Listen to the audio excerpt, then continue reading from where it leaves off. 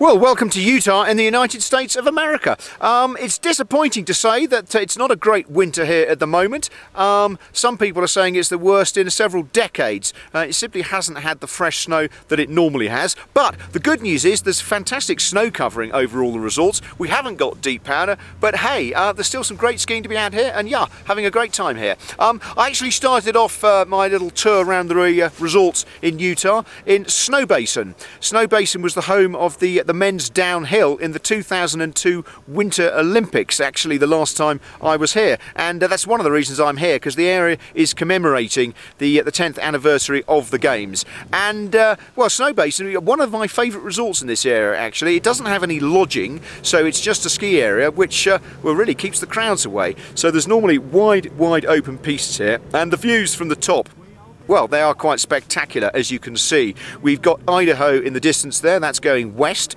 We've got Nevada to the north over there, and further around, I'm told you might be able to see into Wyoming when the conditions allow. We can't see it today, we can just see the horizon there, but Wyoming that way. And there are some magnificent views down to Ogden, that's the town in the valley down below there, which was actually the scene of Britain's gold medal in the 2002 Winter Olympics when the women's curling team won that competition. If you were watching television at the time there, you would have stayed up into the wee small hours to see it, but that's where Britain won its gold medal. Elsewhere here, as I said, it's not been a great winter for snow, far from it, but nevertheless there is still good skiing to be had. We were over in Alta and Snowbird a couple of days ago. My favourite resorts around here, really, in fact possibly my favourite resorts in the United States. There's some really good steep skiing here, and well, Snowbird is known for its cable car, or tram as everyone calls it, which shows you that it has got some very good vertical descent here, and there's some good steep terrain if you like that sort of stuff, or some good wide groomers too. And neighbouring Alta, yeah, a fantastic resort, really like it here. Snowboarders not allowed, so if you're a snowboarder you may object to that. If you're a skier you may approve of it, but nevertheless snowboarders not allowed here, but there's some fantastic skiing to be had here. And yeah, as I said, Alta, one of my favourite resorts, and despite the lack of powder, yeah, we've had some good times here. Though obviously we would like to see some fresh snow. We've been in Deer Valley as well. It's well, one of the most upmarket resorts I think I've ever been to, actually. Big, wide open, easy cruising slopes. Real estate, as they call it here, seems to be the #1 occupation. This house here apparently worth $20 million. It even has its own little lift to take you to the front door. Not very far away, don't quite see why they can't walk or drive, but anyway, there we are. It has its own lift apparently, and yeah, it really is, yeah, money seems to be the object of the exercise here, but very nice wide open slopes, and the customer care here and the customer service, well, it's second to none, which is why the clientele come here too. Elsewhere in the United States, well, Telluride in Colorado, they've had 37 centimetres of fresh snow apparently in the last week or so, and other resorts in Colorado, Breckenridge, Beaver Creek, Vail as well, they're reporting a dusting of snow, and a lot of the areas have now opened up after the poor start they had there. Aspen, I'm told, PlanetSKI reporter in Aspen at the moment, she sent me a message there saying no powder snow really, but nevertheless conditions good. Further north in Canada, Revelstoke, they've had about 5 to 8 centimetres of fresh snow, which is good. Whistler says it's going to get another 10 to 15 centimetres in a few days time, so we'll have to see if that materialises. In Europe, well, once again the story from Europe is cold and snow. These pictures were actually taken out of a plane taking off from Innsbruck Airport in Austria. As you can see, snow pretty much everywhere, even down to the valley floor, being preserved by the cold temperatures. Some of the resorts in the Tyrol, they've had about 10 or 15 centimetres in the last few days, so dusting things up nicely there.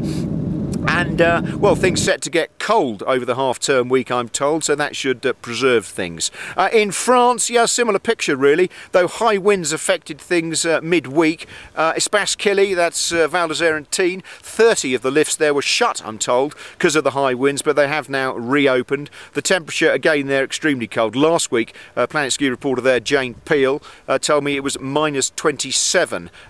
So yeah, very chilly, and if you're in the Alps at the moment, you won't need me to tell you it's cold. Same in Switzerland, our base resort to PlanetSKI. Some friends sent an email a few days ago saying it's warmed up a bit. It's now only -15. So yeah, positively tropical in Verbier compared to what it has been like. And yeah, similar story across the Alps really. Over in the Pyrenees, well yeah, again cold there, not quite so cold as the Alps, but cold nevertheless with that weather front coming down from the east. Yeah, cold there. They've had some good snow in the last few weeks, which is lovely because they got off to a bad start to the winter in the Pyrenees. They must have been looking over to the Alps with envy at all the snow we were getting there. But yeah, conditions there should be quite good for half term.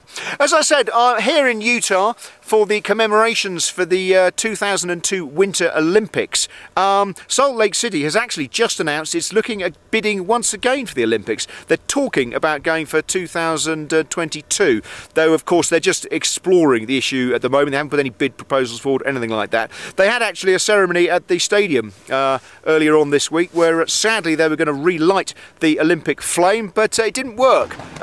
The invited audience basically saw the flame not being lit, and apologies were made by the organisers. Then just as we were all shuffling away, it sprang into life. So we did at least see the Olympic flame lit, but then it went off again. But anyway, not the most auspicious start to their campaign, but does it really matter if a flame lights or doesn't light? The most important thing is for the area to put a good bid together to beat off some of the other areas in America that are looking for the Olympics. That's well, Denver in Colorado is considering putting a bid in, and also Tahoe, Reno over in California, they are too. Salt Lake City will have to beat those two contenders off to get the American backing, and then of course they're going to be competing against the other nations. It would be well, not unprecedented, but rare for a city to get the second Winter Olympics so close to when it previously had it, you know, couple of decades. But nevertheless, it may do, who knows. We'll be following it here on PlanetSKI. So in the meantime, if you are going away for half term and you're going to the Alps, well, wrap up warm, it's going to be cold. If you're coming over to America and you've heard tales of no snow, well, quite frankly, not true.